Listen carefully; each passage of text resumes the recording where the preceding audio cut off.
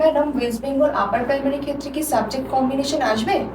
Subject combination এবারে আসার কথা, কারণ আমরা যে বারবার ইউপিএসসি মডেল এই বিষয়টা শুনছি, সেখান থেকে যদি দেখি অন্যান্য রাজ্যে কিন্তু সাবজেক্ট কম্বিনেশন থাকে। কারণ হচ্ছে টেটের পর একটা সুপার টেট বা সাবজেক্টের পরীক্ষা দিতে হয়, এবং আপার প্রাইমারির গেজেট আমরা যদি দেখি সেখানেও কিন্তু 25 নম্বরের একটা পরবর্তী পরীক্ষার ওয়েটেজ থাকছে।